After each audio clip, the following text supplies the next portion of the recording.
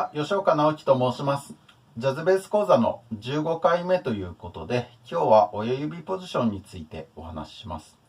親指ポジションとは、ご存知の通り、この楽器の、高音側のですね、左手のポジションのことを言います。その名前の通りですね、弦を押さえるために親指も使うということで、この名前があります。この、親指ポジションにはいくつかメソッドがあるんですが、共通しているのは親指を使うということなんですけれども、その他にですね、1、2、3の指をそれぞれ使っていきます。4の指、小指はですね、使いません。第10ポジションから12ポジションと同様、小指は使いません。これにはいくつか考え方があるんですけれども、第1の指、第2の指、第3の指、これはですね、私は半音で固定するのが良いと考えています。これは私が言っているのではなくてですね、私が最も影響を受けた、教則本がですね、このハイン・バンデヘインさんが書いた、Comprehensive Bass Method for Jazz Players というのがあります。これ2冊組で、2冊セットになっているんですけれども、これがブック1なんですけれども、ブック2はもっと重たいんですけれども、この本にですね、半音でですね、維持した方が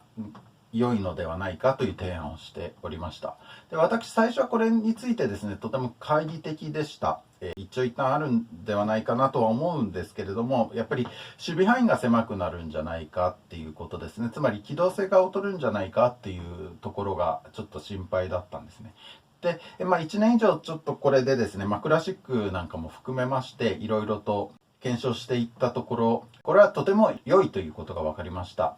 まずですね、メリットいくつかあるんですけど、一つ目はですね、運指の迷いが減るということです。これとても重要です。合理的な一貫性のある、運指のためには、運指の迷いが減るというのはとても大きなメリットでした。それから2つ目なんですけど、ピッチがやっぱり取りやすいんですね。これが、全音だったり半音だったりっていう風にですね、柔軟に動くとやっぱりピッチの悪さっていうのが非常に目指します。もちろんこれは訓練で克服することはできるんでしょうけれども、ただやっぱりあまりにも、難しい。で、クラシックのような決まった譜面であれば、ある程度対策はしようがあるとは思うんですけど、ジャズの場合は、自分でも何を弾くかっていうのが直前まで決まらないことが多いので、やっぱりピッチの問題ですね、対策がとてもしにくいなと感じていったところ、半音に保つっていうことを決めてしまえばその迷いが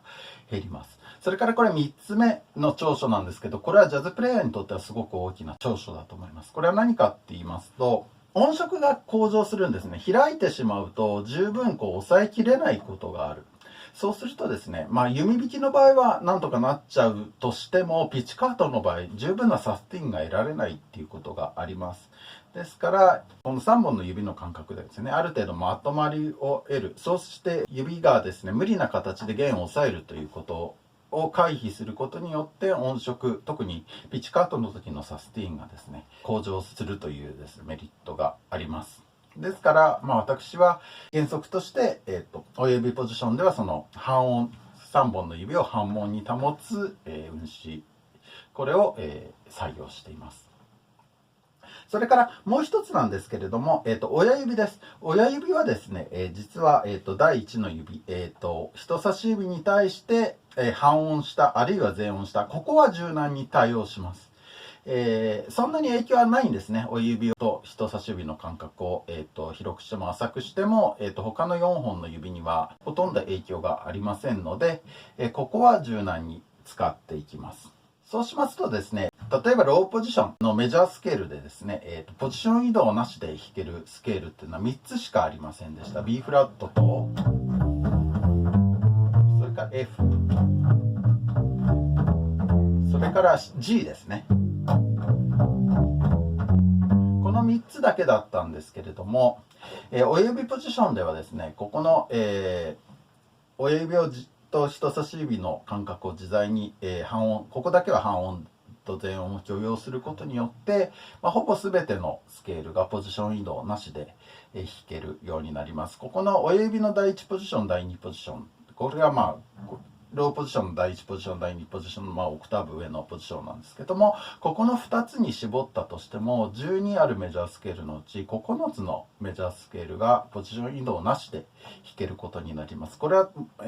ものすごい大きなアドバンテージだと思うんですけれども、ここをですね、半音に保ったとしても、それが実現するということなので、ほぼほぼ、ジャズの演奏、あるいはクラシックもそうかもしれませんけれども、ここを半音に保ったところで機動性がそれほど損なわれることはないと私は考えております。さて、話ばっかりになってしまいましたので、まずはですね、今日は親指ポジションで、スケールとかですね、曲を弾きたい気持ちはあるかと思うんですけれども、まずはここの練習をしっかりしていきたいと思います。今日は親指第1ポジションの、基本的な練習を、したいと思います。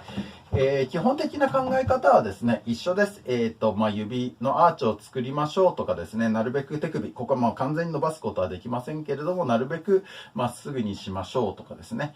あるいは弦を、指板に対して平行に弾きましょう。ここは、ローポジションの考え方と一緒ですので、もしよければ、第1回目以降の、動画を再チェックしていただければと思いますけれども、まずはですね、同じような練習をしたいと思います。まず、3の指でですね、B フラットの音を押さえます。それで、その時はですね、親指も含めて4本の指で押さえていることになります。それから3本、なるべくですね、指を立てるということが大事です。これ、寝かせるという人もいるんですけども、ピッチカートの場合は十分なサスティンを得るために、特に第一関節から先はかなり立てておく方が、クリアな音色が、得られると私は考えてます。それで、B フラット、それから3の指を離して A の音、そして A フラットの音、そして今はここを半音に保った状態なので G の音が出ます。それから戻っていく。今度はですね、親指と第1の指の間隔を全音に保って B フラット A、A フラットで G フラット、G フラット、A フラット、A、B フラット、この両方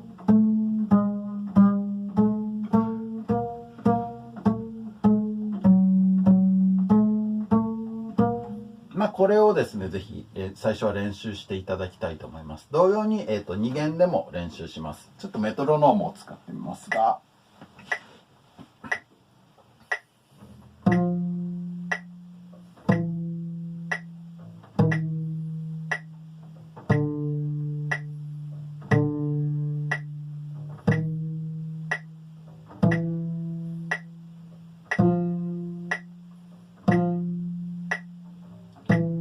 今度は全音下になりますね。次が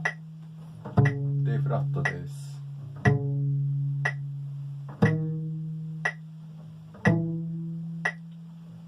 同じように3弦でも練習してみます。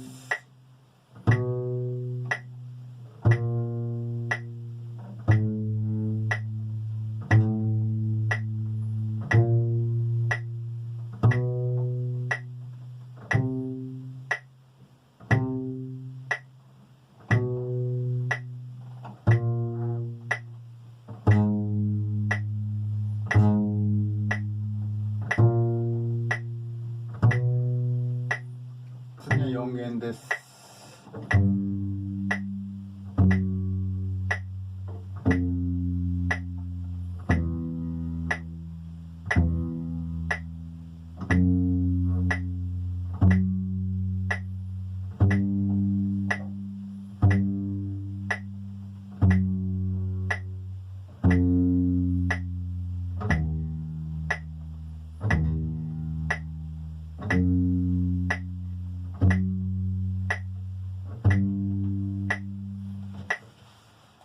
このようにですね、それぞれの弦で音色にムラが出ないように、きちんとサスティンも得られるように、途中が音で切れないように、今テンポ60で2拍でしたけれども、少なくともこのテンポで、練習を始めることをお勧めします。もちろんですね、指を早く動かすということも大事ですので、同じテンポで例えば8分音符、16分音符ぐらいまで練習する必要ももちろんありますけれども、最初はゆっくりなテンポで、それから音色にムラがないか、もちろんピッチも正確かどうかということもチェックしながら、ぜひこれをやっていただければと思います。これが1弦ごとの練習だとしたら、次をやっていただきたいのはですね、やはり異弦です。つまり指ごとの練習ですね。これは、第1ポジションでも、説明した通りですが、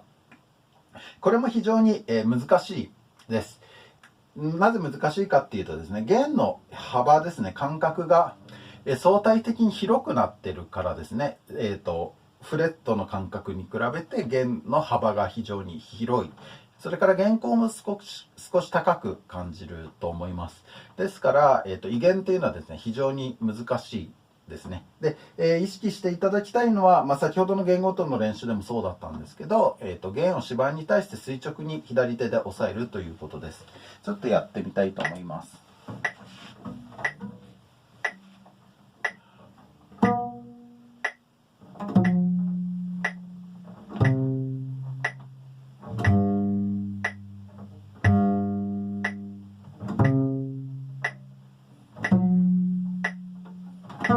次2の指でやります。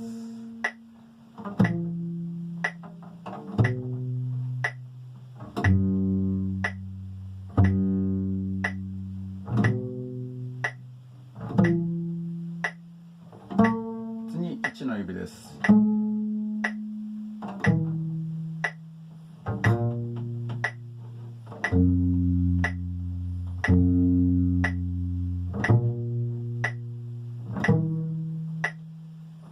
親指でもやってみます。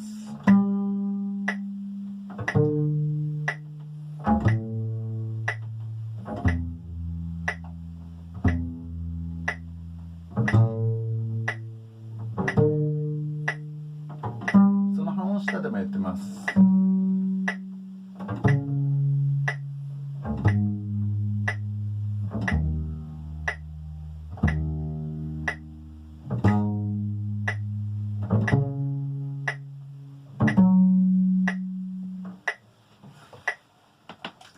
このようになりますね。非常に難しいです。特に親指のですね、この異弦というのはほぼ出てこないんですけれども、でもたまに出てくることがあります。それからフラジオレットですね、ハーモニクスで、演奏することもできるんですけれども、音のチェックですね、ピッチのチェックのためにはフラジオレットですね、ハーモニクスをどんどん活用していただきたいのですが、練習という意味ではですね、きちんと押さえた方が練習になりますので、基礎練習っていうのはですね、ぜひ、押さえてやっていただければと思います。で、よくある質問だと思うんですけど、親指をじゃあどこで押さえたらよいのだっていうことなんですけれども、親指のですね、第一関節、ちょっと太くなってますよね。その、付け根とか指先に比べて。その、あたりですね、指を、正面から見たときに、ちょうど、横のあたりになりますかね。そこの関節か、むしろちょっと付け根、目安としては、指の関節のあたりだと考えていただければ良いかと思います。それから、姿勢がですね、あまり前のめりにならないように、若干ですね、前かがみにはなりますけれども、もう完全にダイブしていかないようにですね、飛び込んでいかないようにというところはきちんと意識していただければと思います。楽器をですね、若干後ろに傾けるというのは場合によってはありなのかなとも思います。今日のお話はここまでです。本当はもうちょっとやりたいし、話も聞きたいと思うんですね。